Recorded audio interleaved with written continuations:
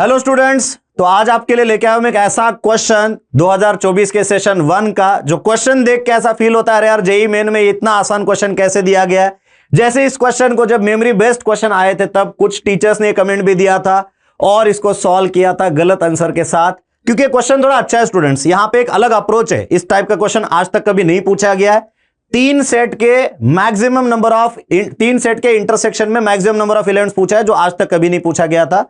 तो स्टूडेंट, इस क्वेश्चन की खासियत यह भी है कि इसका करेक्ट आंसर सबको पता है, बट करेक्ट आंसर इसलिए पता है क्योंकि जेईई मेन में अपने आंसर की में उन्होंने आंसर दिया था, बट उसका प्रॉपर सॉल्यूशन कहीं भी आपको किसी भी प्लेटफॉर्म पे नहीं मिलेगा, वीडियो फॉर्मेट में भी नहीं मिलेगा, प्रिंटेड फॉर्मेट में भी नहीं मिलेगा। तो चलो स्टूडेंट्स, इस स्पेशल क्वेश्चन को अपन सॉल्व करेंगे अच्छे से और समझेंगे कैसे इसका करेक्ट आंसर हमें मिलने वाला है, क्या है इसका एग्जैक्ट तरीका। तो जैसे कि स्टूडेंट यहां पे हम पढ़ पा रहे हैं, हमारे पास डेटा ऐसा है कि a group of 40 students appeared in an examination of 3 subjects maths, physics and chemistry. It was found that all student passed in at least one of the subjects. तो बेटा जैसे यहां पे 3 सब्जेक्ट में स्टूडेंट पास हुए, तो हम इसको वेन डायग्राम की हेल्प से सॉल्व करेंगे। तो बेटा जैसे कि हमारा मैथ्स, फिजिक्स एंड केमिस्ट्री, तो यहां पे हमें गिवन है 20 student passed in mathematics, 25 student passed in physics and 16 student passed in chemistry. तो मैथ्स में टोटल 20 स्टूडेंट्स, फिजिक्स में 25 स्टूडेंट्स एंड केमिस्ट्री में 16 स्टूडेंट्स पास हो चुके हैं। अब यहां पे कुछ अलग गिवन है, at most 11 students passed in both mathematics and physics.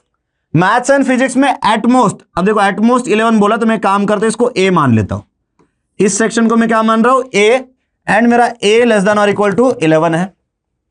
फिर बोला बेटा at most 15 student passed in both physics and chemistry. Physics and chemistry में इसको मैं बी मान लेता हूं बेटा, और बी हमारा लेस देन और इक्वल टू 15 है। एंड सिमिलरली उन्होंने और क्या गिवन है बेटा, at most 15 student passed in both mathematics and chemistry.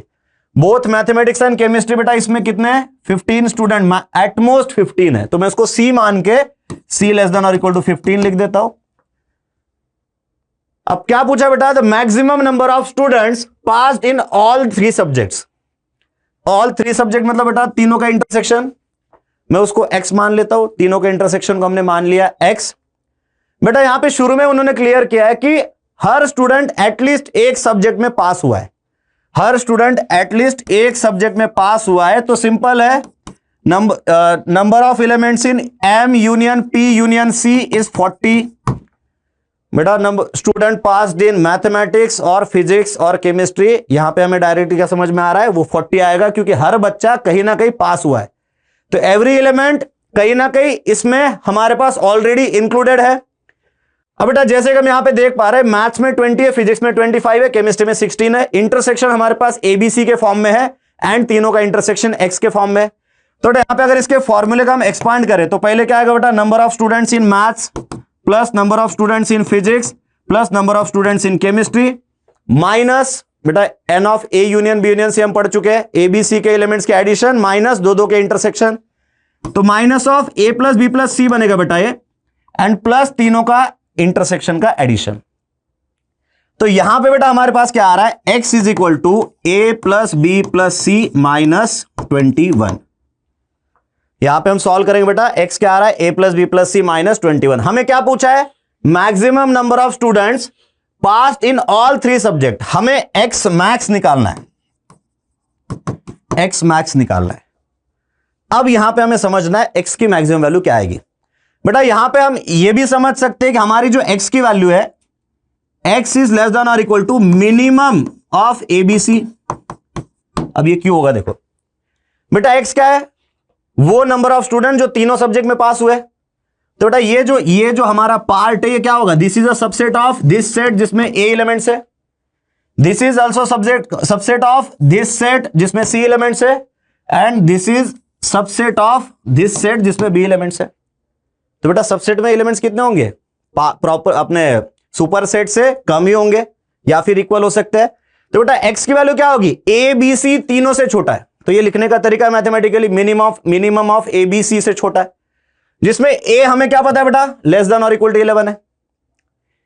यहां पे इन तीनों में मिनिमम अगर मान लो मैं एटमोस्ट अगर वैल्यूज ले लूं तीनों की भी, तो क्या समझ में आ रहा है, x हमारा कैसा रहेगा, x लेस देन और इक्वल टू 11, मैक्सिमम सॉल्यूशन तक यही पे चीजें लिखी है और फाइनली कंक्लूड कर दिया आंसर 10 है। क्यों है, कहीं पे एक्सप्लेनेशन नहीं है, वो एक्सप्लेनेशन आपको यहां पे जरूर मिलेगा। देखो अब तो बेटा अगर मैं x को मैक्स 11 ले लूं, x को अगर मैं मैक्स 11 ले लूं तो बेटा ये इसको कितना होना पड़ेगा, ये 32 होना चाहिए।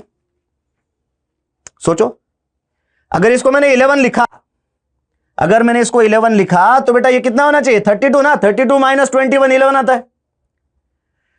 मैं बोल रहा हूं x को अगर मैं 11 लूंगा तो ऑब्वियस सी बात है बेटा a b c तीनों के तीनों कैसे होंगे, x से बड़े या फिर इक्वल। तो अगर मैंने x को 11 लिया तो a को तो 11 होना ही पड़ेगा, b की वैल्यू क्या होगी बेटा 11 या उससे ज्यादा, c की वैल्यू भी 11 या उससे ज्यादा। तो a प्लस बी प्लस सी की वैल्यू कितनी आ रही बेटा 33 या फिर उससे ज्यादा। देख लो क्योंकि मेरा x less than equal to a भी है, x less than equal to b भी है, x less than equal to c भी है। और अगर मैं x को 11 लेता हूं तो ABC कम से कम मैं 11 11 11 ही ले सकता हूं। तो इसका मतलब क्या है बेटा, अगर x 11 लेंगे तो हमारे पास a प्लस बी प्लस सी की वैल्यू 32 आएगी, जबकि a प्लस बी प्लस सी की मिनिमम वैल्यू 33 ही पॉसिबल है। समझ में आ रहा बेटा, अगर x को मैंने 11 लिया तो सिंपल है a 11 मिल रहा है, b की वैल्यू क्या होगी ग्रेटर देन और इक्वल टू 11, c की वैल्यू भी ग्रेटर देन इक्वल टू 11, जबकि ये चीज ये कॉम्बिनेशन इसको सेटिस्फाई नहीं कर पा रहा है। तो इसका मतलब क्या है बेटा, x इज इक्वल टू 11 तो नहीं है, तो हमें थोड़ा नीचे आना पड़ेगा। x is equal to 10, x is equal to 10 को चेक कर दे बेटा। ठीक है, अगर मैं x को 10 लेता हूं तो abc की वैल्यू क्या होनी चाहिए बेटा, abc फिक्स है, सबको समझ में आ रहा है। abc तीनों के तीनों कैसे होंगे, x के इक्वल या उससे ज्यादा। तो बेटा जैसे मैं x को 10 लेता हूं a की वैल्यू क्या होगी, a greater than equal to 10 होगा, b greater than equal to 10 होगा, c greater than equal to 10 होगा। और यहां पे मैं x को अगर 10 लूंगा, यहां पे अगर मैं x को 10 लूंगा तो मुझे a प्लस बी प्लस सी कितना चाहिए, मुझे a प्लस बी प्लस सी चाहिए, कितना चाहिए बेटा 31। a प्लस बी प्लस सी कितना चाहिए 31। और यहां पे आप देख सकते हो मुझे a की वैल्यू 10 या उससे ज्यादा लेनी है, b की वैल्यू 10 या उससे ज्यादा लेनी है, c की वैल्यू 10 या उससे ज्यादा लेनी है। मतलब क्या यहां पे हमारे पास पॉसिबल कॉम्बिनेशन मिल रहा है एबीसी का, हाँ बिल्कुल पॉसिबल कॉम्बिनेशन मिल रहा है। मैं इसमें से किसी दो को 10 लूंगा और किसी एक को 11 लूंगा। समझ में आ रहा स्टूडेंट्स, ये क्वेश्चन बहुत खतरनाक है। बहुत सारे टीचर्स का रिएक्शन था आसान क्वेश्चन है। बेटा आसान क्वेश्चन तब होता है जब दो सेट की बात चलती। आपने भी क्वेश्चन किए होंगे n of A union B की मिनिमम वैल्यू या फिर n of A intersection B की मैक्सिमम वैल्यू। क्वेश्चन बहुत आसान होता है क्योंकि वहां पे डायरेक्ट रिलेशन होता है। यहां पे डायरेक्ट रिलेशन इसलिए नहीं बन पा रहा क्योंकि ऑलरेडी 3 वेरिएबल हमारे पास है, हमें प्रॉपरली उसको फॉर्मुलेट करना पड़ेगा, तब जाके हम कॉन्फिडेंटली कह सकते हैं कि हमारा आंसर 10 क्यों है। तो बेटा जैसे कि आप समझ पा रहे हो 11 क्यों नहीं हो पा रहा था, क्योंकि मैं x को 11 लूं तो मेरे ए बी सी इन तीनों की मिनिमम वैल्यू 11 होगी, a प्लस बी प्लस सी की मिनिमम वैल्यू 33 आएगी, जो यहां पे इस रिलेशन को सेटिस्फाई नहीं कर पा रहा है।